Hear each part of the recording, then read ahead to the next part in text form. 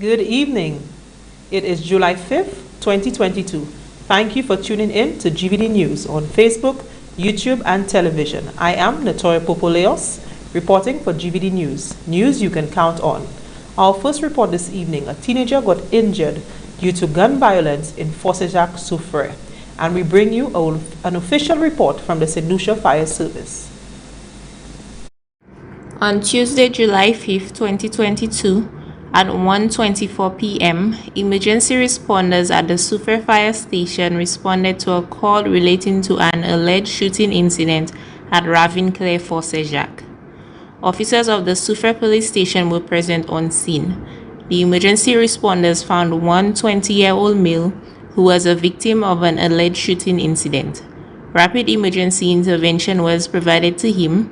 Then he was transported to the Soufrière Hospital and handed over to a medical practitioner, after which he was transferred to the St. Jude's Hospital via ambulance, where he was handed over to a medical practitioner for further management of his injuries. And our second report this evening, a fatal accident in Tapio claimed the life of a mother of Rockall Castries, Cheryl Dalsaw, where her vehicle veered off the road and plunged into the ocean at Tapio, Castries, right opposite the forensic lab. We do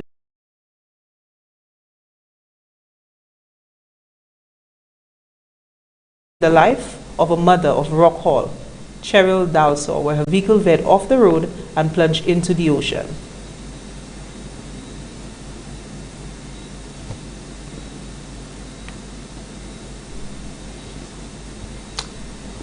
Minister for Infrastructure, Ports, Energy and Labour, Honourable Stephenson King, made comments that he thinks that the St. Lucian public was psychologically prepared for the bus fare increase. I think psychologically St. Lucians are prepared. In fact, we have been speaking about this for a long time. In the first instance,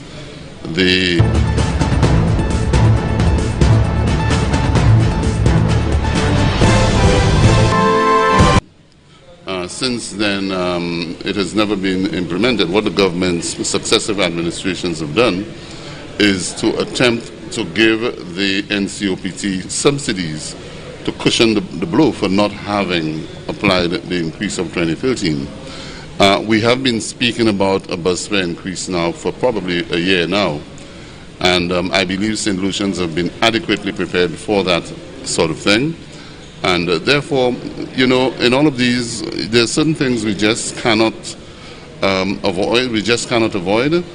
And St. Lucians have to take responsibility and probably moderate their behavior in some instances. You cannot go to every show.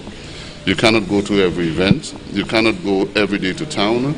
But you can make some adjustments where possible to allow you to operate within the new framework, which calls for an extra 25 cents or an extra $1 here or there. Mr. Can we just speak quickly?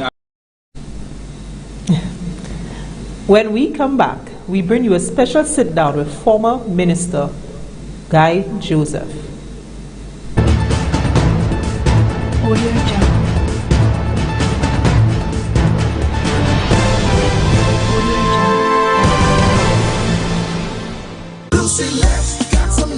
Prepare for the hurricane season by ensuring trees and other objects on your property won't get tangled in overhead wires. Be careful. Ensure ladders and tools don't come within 10 feet of power lines. If a tree is near electrical lines, don't try to trim it yourself. Contact Lucelec at 452-2165 or 454-6617. Be smart, stay safe.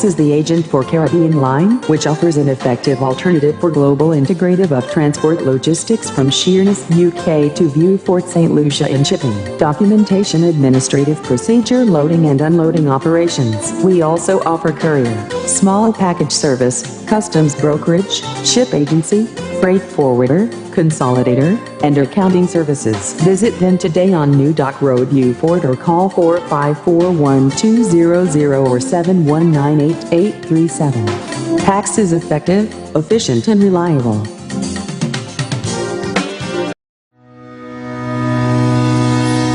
Do you need to copy or print your document? Are you in need of insurance? Are you looking for office stationery? Stop. Yes, LMP Services on Clark Lane, Vieux-Fort has all the services you need. They open Monday to Friday, 8 a.m. to 4 p.m. Or call 454-8757 or 721-8757 for affordable rates, reliable and effective customer service with a difference.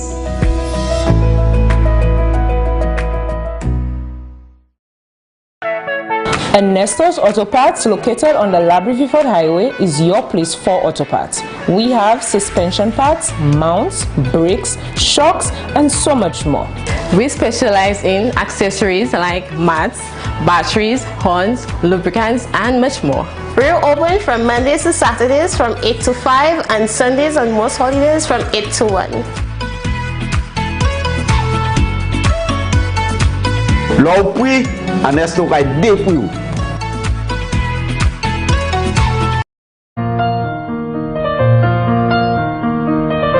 Shall you come and play with us, sir? No, I don't want to play. Why? You know my uncle died and I can't even go to the funeral. I just don't want to play. But GVD have us luck. GVD have it on TV and online. You can even watch it on your phone. That's true. Let's go and watch it now. In keeping with the social distancing of COVID-19, GVD TV channel 115 has now added television broadcast to its online coverage of funerals. COVID-19 is not a friend, it's not a citizen, and it's definitely not a family member. Call GVD TV at 726-9914 or 722-6542 to make arrangements for funeral services online and television viewing from the church to the cemetery.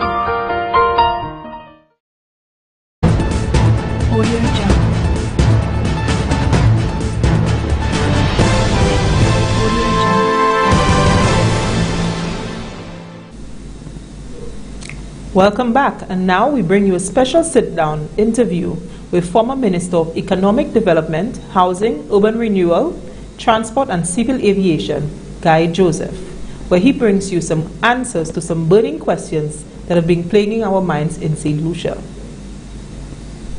Okay, Mr. Joseph, can you state the ministry and the portfolios that you held in the previous government? I'm as the Minister for Economic Development, Housing, Urban Renewal, Transport, Civil Aviation and Communications.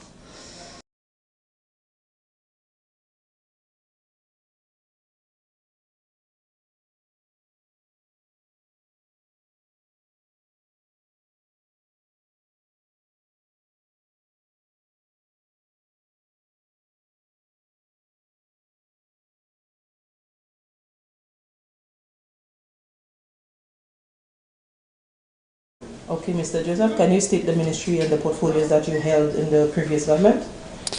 I'm as the Minister for Economic Development, Housing, Urban Renewal, Transport, Civil Aviation and Communications.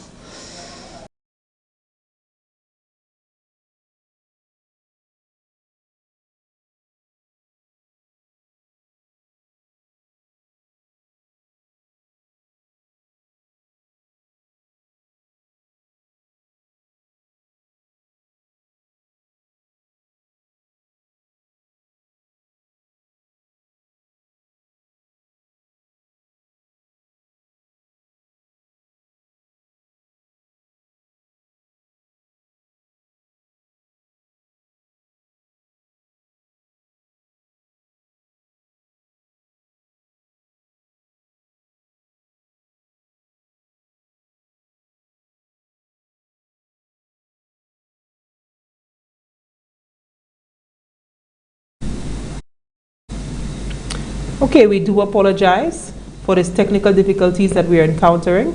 We will take a short break and we'll be right back.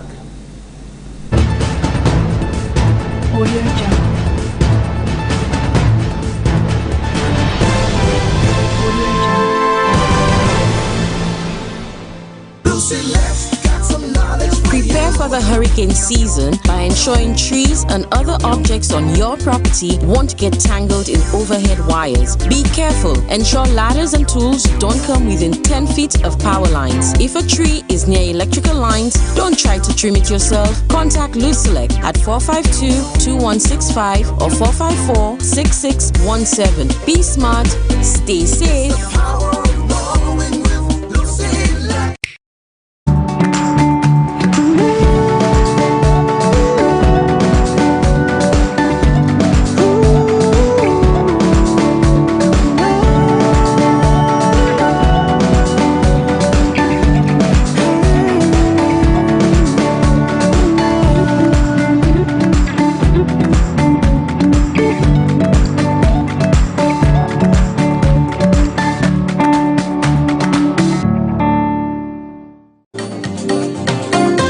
PAX is the agent for Caribbean Line, which offers an effective alternative for global integrative of transport logistics from Sheerness, UK to Vieux-Fort St. Lucia in shipping, documentation, administrative procedure, loading and unloading operations. We also offer courier, small package service, customs brokerage, ship agency, freight forwarder, consolidator, and accounting services. Visit them today on New Dock Road, Vieux-Fort, or call 454-1200 or 719-8837.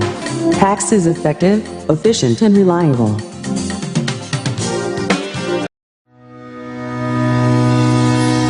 Do you need to copy or print your document? Are you in need of insurance? Are you looking for office stationery? Stop.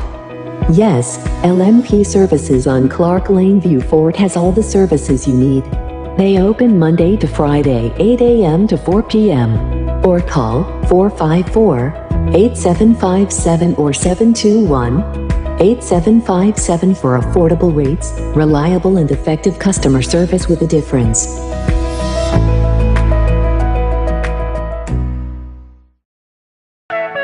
And Nestor's Auto Parts, located on the Labrie-Vieux-Fort Highway, is your place for auto parts. We have suspension parts, mounts, brakes, shocks, and so much more. We specialize in accessories like mats, batteries, horns, lubricants, and much more. We're open from Mondays to Saturdays from 8 to 5 and Sundays and most holidays from 8 to 1. L'opri, and Nestor I did for you.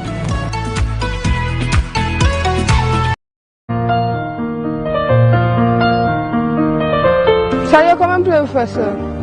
No, I don't want to play. Why? You know my uncle died and I can't even go to the funeral. I just don't want to play. But GVD have us luck. GVD have it on TV and online. You can even watch it on your phone. That's true. Let's go and watch it now. In keeping with the social distancing of COVID-19, GVD TV channel 115 has now added television broadcast to its online coverage of funerals. COVID-19 is not a friend, it's not a citizen, and it's definitely not a family member.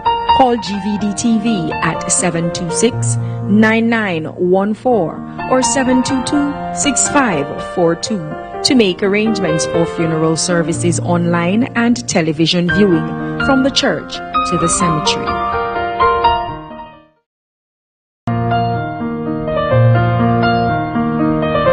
Shall you come and play with us, sir? No, I don't want to play. Why? You know my uncle died and I can't even go to the funeral. I just don't want to play. But GVD have us luck. GVD have it on TV and online. You can even watch it on your phone. That's true. Let's go and watch it now. In keeping with the social distancing of COVID-19, GVD TV channel 115 has now added television broadcast to its online coverage of funerals. COVID-19 is not a friend, it's not a citizen, and it's definitely not a family member. Call GVD TV at 726-9914 or 722-6542 to make arrangements for funeral services online and television viewing from the church to the cemetery.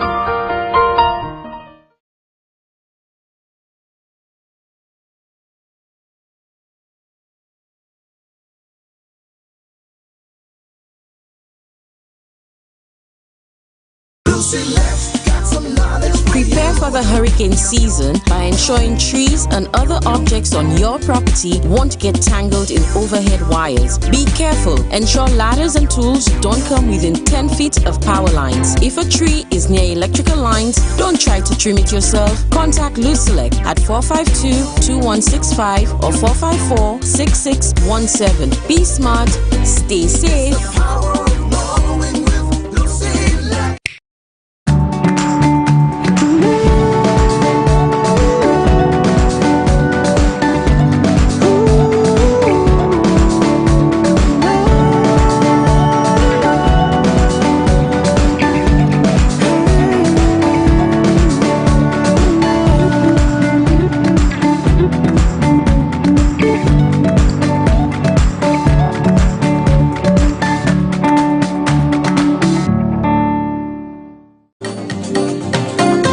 PAX is the agent for Caribbean Line, which offers an effective alternative for global integrative of transport logistics from Sheerness, UK to View Fort St. Lucia in shipping, documentation, administrative procedure, loading and unloading operations. We also offer courier.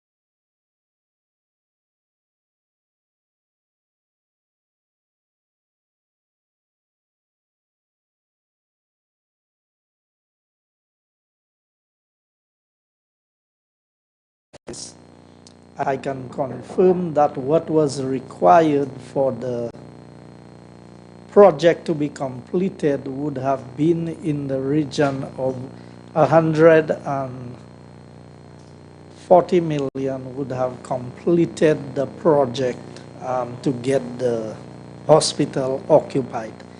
And I must put that in context in terms of what the overall spending would have been. So there are a number of factors. That is why it is difficult for people to come up and conclude that this is the expenditure on the project, because there are various phases of the project that is ongoing. So to give you a bulk figure from the top of my head would be a bit of a challenge, because everything we had done, there was a combination between the two projects, the old St. Jude, as we call it, and the new project.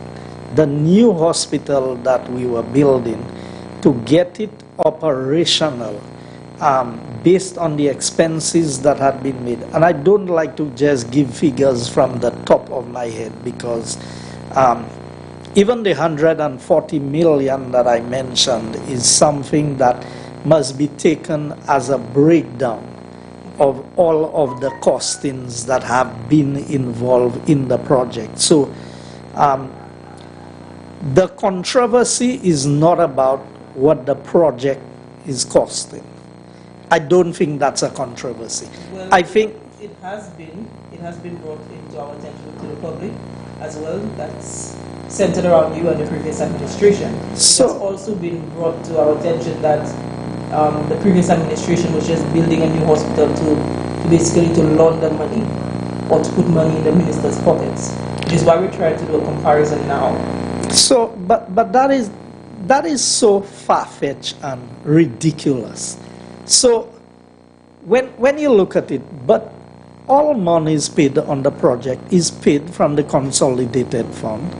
All the funds that have been used have been paid by the Accountant General from the Treasury Department. So to say there's any controversy about the cost of the project, that is just cheap politics the Labour Party is playing. They've been in office for a year. They appointed a committee to review St. Jude and to report to the public. That's what they promised the people of St. Lucia. Where is that report today? Well, I have not gotten a copy of that report, but I do want to ask you, in terms of the previous structure, the old St. Jude's, from what we were being told that an inspection was done and it did not get approval. Do you have a copy of that document? No. So, it is to try and explain St. Jude in a newscast is injustice to what has transpired. So, let me narrow down on a few points that has become controversy, because we have a prime minister who have chosen to deliberately mislead the public about the figures pertaining to St. Jude. So you hear about a 70 million being banded around. We have made it clear what the 70 million. The 70 million is not to finish the ground floor as it is now. It is what is owed on work that was done, and about another between 35-40 million that is required. That is all that is required at this point in time to be able to finish the ground floor and to move the operations from the stadium to the ground floor.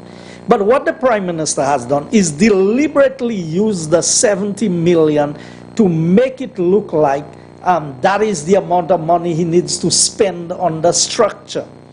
I am saying half of this has been spent already. It has not been paid. So that is owed. And whether he moves to the new structure or the old structure, that is money that is still to be paid, because that is for work done. That is why I tell people, I don't understand why all the information is there. The Labour Party is no longer in opposition. They are in government. All of the funds that have been paid on St. Jude is paid from the consolidated fund. You mean to tell me they cannot put out a printout of all of the payments that have been made on St. Jude? Why are they not putting it out?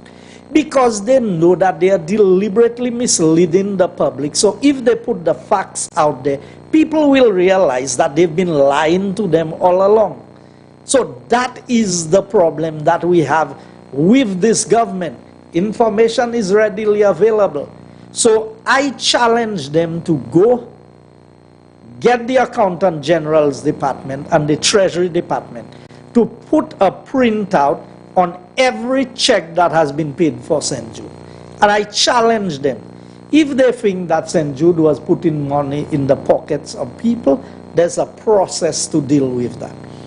I can show them that the work we have done with a facility that is 20% bigger than OKEU Hospital is costing much cheaper than what they were building at the old St. Jude.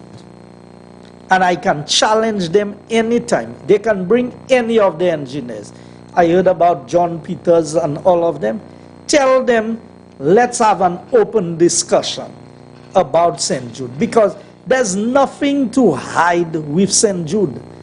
All the information is readily available. It's at the disposal of government. Before I left office, the last meeting we had on St. Jude, I actually have the printout that was presented to the Cabinet of Ministers by the team from the Ministry of Economic Development. with the breakdown of every expenditure on St. Jude. And that is why I tell you, giving one figure without the breakdown does not do justice. Now, if I knew that's what you'd be asking me today, I would have come with a copy of the report that was given, but I can make that available to GVD so you can see for yourself every breakdown, every contractor who was engaged, how much they were paid, and the scope of works that they were involved in. This is simple. Construction is not some kind of out-of-space science that you're dealing with. Construction is simple. There's a cost for building per square foot. A length of steel can only cost that amount of money. A yard of sand, whatever you use. So at the end of the day, you can quantify the value of the work that you have on the ground. So if they want to find out if anybody made money from St. Jude, and if they think that we made money from St. Jude, well, I don't want to see what they made when they were building St. Jude. Because what is done there, they were repairing a building, and they had spent over $100 million on a building that they were repairing that is less than 50% complete. So if somebody made money, who made money? If they know how to make that money, then they need to tell the people of St. Lucia. Because I'm ready to have a discussion with Kenny Anthony, Philip JP, and Stevenson King. All of them on the same team now. And they were the ones in charge of St. Jude. I keep on saying to people, I inherited that project in 2016, and it was a disaster. All I was tasked with the responsibility to was to try and fix the mess that was left behind by Stevenson King and Kenny Anthony. And Philip JPN now has inherited a project. In fact, he has two projects.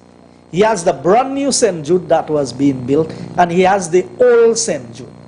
And for cheap politics, he wants to go to the old St. Jude. But I'm waiting. I want them to start the work on the old St. Jude before I start speaking. Okay, so currently the building that your government left, how long does it take to complete? We had between 90 and 120 days to get the ground floor ready to move in. It's a year, it's going on a year since this government is in office. And all they had to do, they could have taken the UWP to task by saying, okay, you all said that the contractors could finish this and get it ready in 4 months. We are going to allow these 4 months for the work to continue. And if it's not done, then we will take the appropriate action against the previous government. You decided to stop everything at whatever point that it was. And now, after a year, you cannot start and you want to blame somebody else for that? How do you blame somebody else? Because there's a difference between a brand new building and repairs to an old building. You want to go and repair a building that is 60, 70 years old, and you want to give up a building that is brand new, built to modern standards. And then you have an idiot like Richard Frederick come in and talk nonsense about a glorified car park, and that's a minister of government who is in charge of building construction in St. Lucia of houses. We saw the quality of houses they built. That is what they want to. You see the same thing they built in Dennery for the people they said that are not people. That is what they want to give the people of Vieux-Fort as it relates to a hospital. Because anybody who understands the basic functions of a hospital, and look at OKEU is there to show us that everything is in one single building. Everything is connected. You have 25 buildings making up a hospital in this day and age. And now we build a modern facility. You call it a glorified car park, and I'm supposed to have respect for you. This man does not have the brain to even understand the nonsense that he himself talks about. Then But you call it a glorified car park, but you want to go and build a 10-story apartment building in cul-de-sac. So what will that be, a skyscraper? You see, and people in St. Lucia buy this junk from a set of waste of time people. And at the end of the day, but that's what the people voted for, so that's what they are getting. So I'm on the sidelines watching what is happening and paying attention. I'm minding my own business. But when people want to challenge what I did when I was in government, don't go on your talk show and talk nonsense. Challenge me and bring the evidence to what you are saying. Bring a printout from the Treasury of the old St. Jude and what it cost, and bring a printout of the new St. Jude and what it cost, and let the people of St. Lucia decide for themselves. Okay, so in your administration, in your discussions about the old St. Jude site and the new St. Jude site, did you all ever consider taking the old St. Jude site and turning it into a research facility or any other thing that can connect medically? I think that there's a lot of use that can be made of the buildings. In fact, we were looking at a university hospital. We had been in discussions with different institutions, which includes Spartans that is down in the south already. So we were having discussions with a number of interested parties, because a university hospital would help us quite a bit in being able to do certain things. What it would do is it would build up your medical facility, in that you would have student nurses, student doctors, different persons. You'd have much more research being done in St. Lucia. And we see how it works in the US and in the first world countries, how beneficial a university hospital is to a community. And St. Jude was not just going to be another hospital. St. Jude had been identified to give 3 areas of specialization that medical tourism could be realized there, because you are now going to offer some of the services that St. Lucians have to fly out of St. Lucia to get, like being able to put a stent in the heart or in the arteries of it. There are a number of things we were looking at. Now, I wasn't the Minister of Health. All I was responsible for was the construction of the building, and once the building was completed, then it would be handed over to the Ministry of Health for them to carry out the various functions that a hospital is designed to carry out. And it would be a hospital that is fully accredited by international standards, so that anybody who has international insurance coverage, medical insurance, would be able, if they are treated at that hospital, would be able to get the payment or the refund from the insurance. If you have a facility that's not accredited and you go there for medical care, how do your insurance pay for that if it's not accredited? Oh, that's an interesting question. Do you have any views in terms of the damage that you saw over the weekend due to our heavy rains that happened at the stadium where we now house St. Jude's? I'm not aware of the damage that was done down there. So the ceiling came down near the dialysis unit where water came into the building, etc. Because it's unfortunate that this is still happening. And I've always said, I take my share of responsibility, because I still felt that we took too long to get into St. Jude. So into the new facility. I'm not the kind of person who think that, I don't look for excuses for what I do. Yes, COVID hit us. It took us a long time to make the decision. And that is part of the reason where I blame myself, because my intuition from the beginning was, you see this nonsense that was happening down there, abandon that and go and try and build a proper facility that meets the standards. Because when you build a hospital today, you are building a hospital for the next 50, 60 years. Do we see the old St. Jude having a lifespan of another 50 to 60 years? These are the questions that right-thinking St. Lucians need to ask themselves. Now, I know the government is not right-thinking, so I don't expect that from them. All the conversations is clear. that they are not right in their heads. The nonsense that the Prime Minister spews out every time he opens his mouth to speak. When you tell me, oh, don't worry about these houses in Dennery, that's not for people to live in. That's for the poorest of the poor. A Prime Minister, so the poorest of the poor are not people, and I'm supposed to take anything these people say seriously. So when you look at St. Jude and you look at where we want to be, that is what we have to ask ourselves. Go in and finish the old St. Jude. Yeah, you can finish anything you want. But I know it does not meet the code. And just earlier today, I was having a conversation with a gentleman who's very knowledgeable about that. And he said the spacing between the floor and the ceiling, if there's a fire, there must be something that is required in order for you to be able to have a space between the ceiling and your utilities for the smoke, if there's a fire. And given that the old St. Jude was destroyed by a fire, when you have the most basic element that is required, fire safety, and you are building a hospital that does not meet the fire safety requirements, that's already a fail. So I was saying that what happened with us in government is because of the amount of money the previous governments, the UWP and the SLP, had spent on the old St. Jude. We were trying to save the building. So it took us more than 2 years trying to maneuver, bringing all kinds of expertise that was required to advise and to give it guidance and direction on how we could fix that hospital to make it work. Eventually we realized it would cost us about the same thing to finish an old building that is 60 years old as to what it would cost us to build a new modern facility. So that is why the decision was made late, and then COVID hit us. So we were not able to complete the work that we had committed. But I still felt that we could have done more.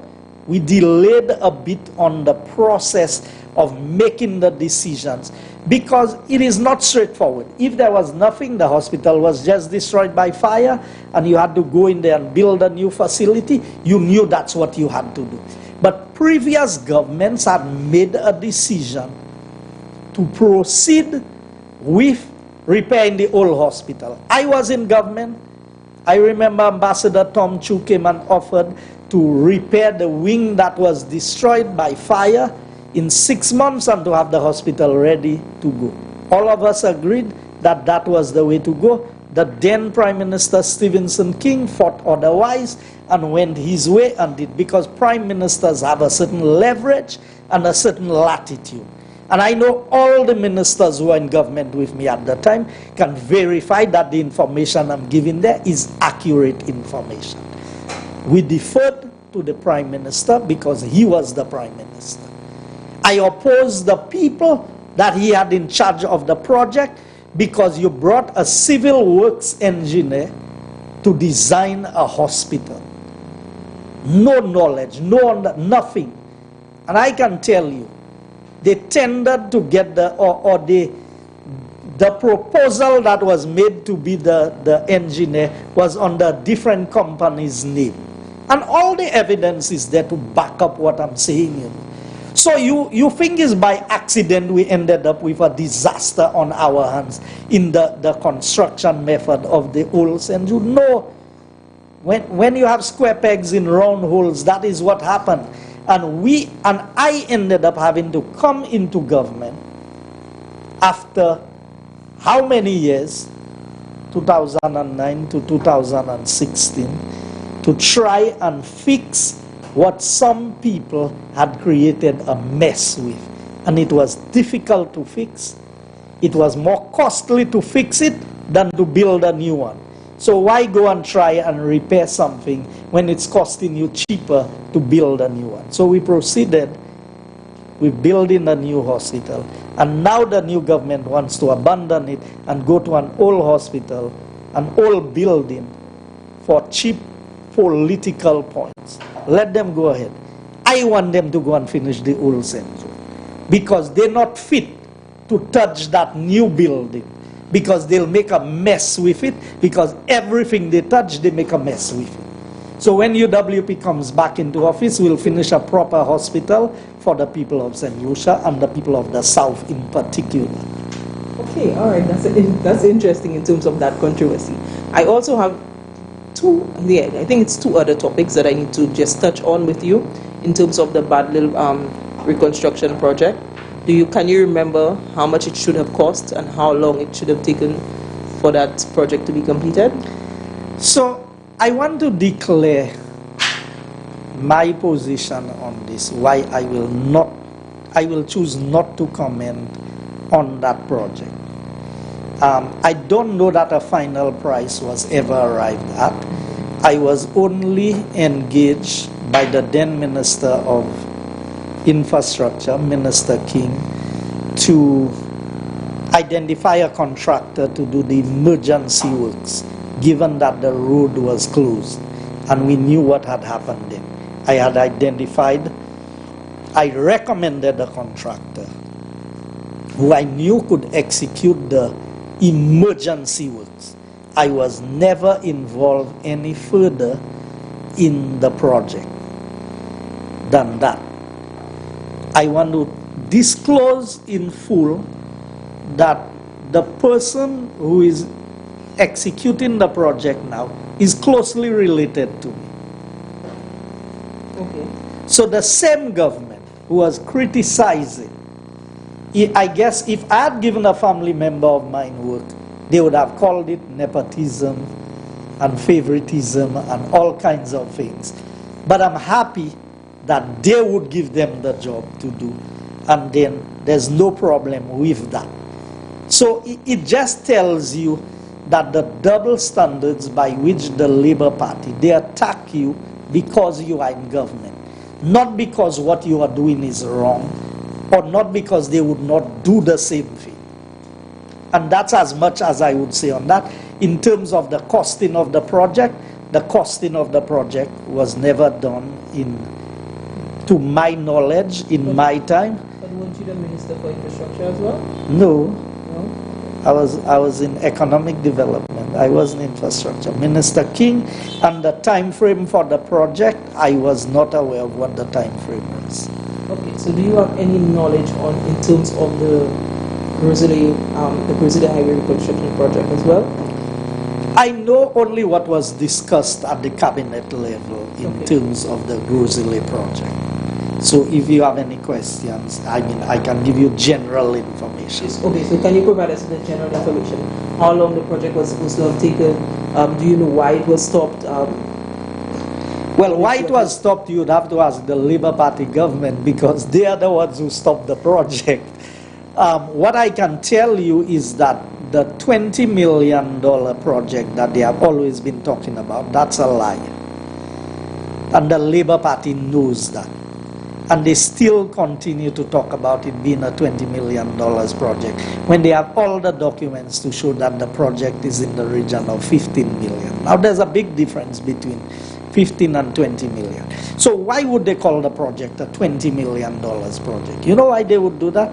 Because they realize that for a project of that nature to be done for $15 million, if they say that, the people of St. Lucia would ask them, but what's wrong with that amount of work being done for 15? So they've exaggerated or escalated the number by 30+%, 33% to be exact, to make it look like. Because they built a bridge, the Bois d'Orange bridge, that cost $13 million.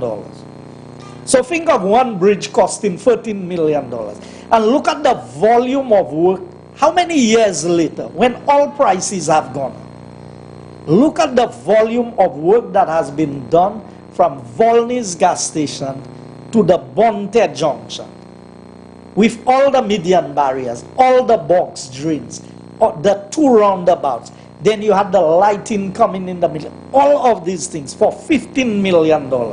And right-thinking St. Lucians will come and tell you, oh, so if Guy Joseph had shares in Fresh Start, You mean I would allow Fresh Start to go and do a job at that price when I knew just a little bridge down the road was built for $14 million? I mean, for people to tell me, you're so smart, you're doing this, you're doing that, and on another side, they want to make me look so stupid. They have to be more consistent in what they are saying. If you are going to accuse me of something that making sense. Don't accuse me of things that any average primary school child can see what you say making no sense. Why would you want, why haven't they? I challenge, and this project was executed under the Ministry of Infrastructure. The contract was signed by the PS in the Ministry of Infrastructure. So when they will come, and there's a minister who's responsible for his PS, and they kept on saying Guy was in charge of the ministry. If I was in charge, if you are a former prime minister and you have a ministry and I can run it outside of being in the ministry, then you're not fit to hold any office in this country. Because nobody can come and run my ministry from outside of my ministry. That cannot happen. Is it I give up as being the minister? If I'm not fit to be the minister, I give up and I walk away. But if I'm in charge, I'm in charge. And everything I was in charge of, I did. Okay, so then the controversy now, and the hot topic out there is the project was stopped and being investigated because you were running everything and you decided which contractor was actually doing the job. That controversy is in regards to the Groseley Highway project and also the cul-de-sac bridge. So can you give us some clarity? The cul-de-sac bridge? Yes, the cul-de-sac reconstruction project that's currently going on. I didn't have nothing, but the cul-de-sac reconstruction project is a Japanese project. That project was tendered in Japan, not in St. Lucia. The PS of infrastructure had to travel to Japan for the opening of the bids and everything. So whoever is giving this kind of information, obviously they're trying to hide something. Guy Joseph was nowhere close to that cul-de-sac. Other than giving at the opening, the groundbreaking ceremony, I gave a speech, and I am on record as saying that I had my reservations about this project because I've always believed that this project is going to cause more flooding on the other side of the road. It's going to prevent the flooding for the road, but not for the businesses and the communities in that area. And I had hours of debate with the engineers, and they told me all the hydrology study. So I said, okay, you're all going ahead with your project. I know my position. And if you go and look at the GIS clip where I gave my speech, I was consistent in saying that you all know that I had reservations about this project. So to say that there's any connection with me and anybody on this project, for some reason, anything that's happening in St. Lucia and Guy Joseph is not part of it, it doesn't have taste. So Labour Party must always add the spice to what is happening by trying to tie in Guy Joseph with it. And I welcome that. I have no problems with that. Okay, so you're saying you've clarified in terms of the cul-de-sac reconstruction project. Did you have any relations with the Groseley Highway apart from the cabinet meetings? No, I had no involvement in the implementation of the Groseley project. That was a Ministry of Infrastructure. And let me make it very clear to everybody. Free contractors gave design, finance, construct packages to the government. All of them use the same model of contract. Fresh Start, Nationwide, and CIE, that's Reno. Other than the name change and maybe the cost of the project, all the contracts are the same template. The very same template for all of the contracts. So why is Renault's contract good? Nationwide contract is okay. And Fresh Start contract is not okay. And all of them use the same template, the same model, the same ministry, the same PS, the same engineers. How is it different? So obviously, the Labour Party is trying to find something that does not exist. They are trying to tie Guy Joseph into something that I'm not tied into. So they have their free rein. They're in government. Let them try and find. And we will see what they will come up with at the end of the day. Because if I was involved in that project, Fresh Start would not be doing that project for $15 million. They would not. Because I found that the rates were low on that project. Because you can go and measure any footpath that has been built in St. Lucia. But at the end of the day, I make comparisons. Go and choose any other road that was built and at what price it was built. You're talking about having to work nighttime. It's a different rate to work at nights than to work during the day. Traffic management in that area, and you never had a traffic interruption in that area throughout the implementation of that project. That project was being implemented to first world country standards when it comes to project management, the cleanliness, the neatness, everything in relation to that project. You think these things, you achieve that for free? No, it costs to do all of that. And I challenge them, anybody they will give to finish that job that Fresh Start had started, we will see at what rate they will come in to finish what is to be done, and then you can make a comparison between the two. It's not difficult. I always tell people, Wadoange Bridge, go and look at the bridge. Go and see the two slabs that was built, the two head walls, and the beams going across, and the casting of the bridge, and it cost $13 million. And the reinstatement of the little piece of road from in front of Sunville to the junction of the road, that the bypass road there. You can see it. If that cost $13 million, one of the drains going up to Wadoange should cost $13 million. Because you look at the box drain from Volney's gas station to reach JQ's mall, and the other set of drains from there to reach Kilago. You don't think that all these drains took more concrete than the bridge at Wadoange? So, I mean, people in this country must open their eyes and stop allowing politicians to think for them. We saw the lies that Richard Frederick said about the land, the 400 square feet of land from Chasney, because you want to tie Chasney to the project as if his father got some benefit. All of these things, now we know better. They are in government, they have all the information at their disposal, they come and wave papers, but what they tell you is on the paper is not what is there. That's how this Labour Party operates. A government that can only tell lies. They don't know how to speak the truth. And even when they have the truth at their disposal, they cannot say it. Okay. All right. Thank you very much for that. And this was our part on trying to bring some clarity into the different controversies of the various projects, which was labeled as the Guy Joseph projects, which are ongoing and they're having difficulty in completing. Thank you so much. I am Natoya Popoleos with GVD News, news you can count on.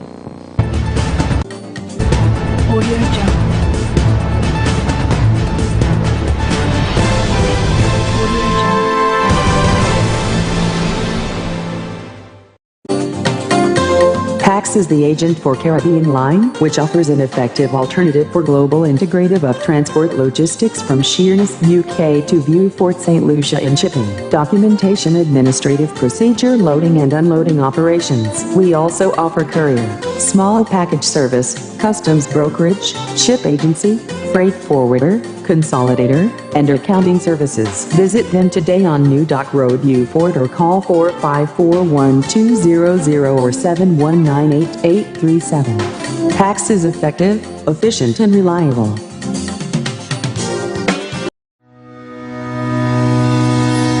Do you need to copy or print your document? Are you in need of insurance? Are you looking for office stationery? Stop. Yes, LMP Services on Clark Lane, View Fort has all the services you need. They open Monday to Friday, 8 a.m. to 4 p.m. Or call 454-8757 or 721-8757 for affordable rates, reliable and effective customer service with a difference.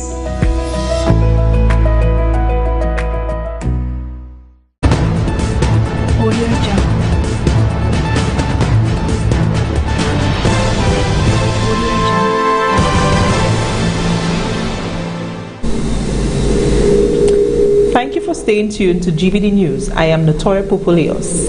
I would like to let you know that GVD News is not at a set time, so we'd like you to keep it locked to GVD TV in order to know what's happening in your area and in St. Lucia. If you see any news happening in your area, feel free to give us a call at 722-6542. 722-6542. Our news team will make it their duty to get to your location and provide credible news you can count on. Once again, I am Natoya Popoleos reporting for GVD News. Have a blessed evening.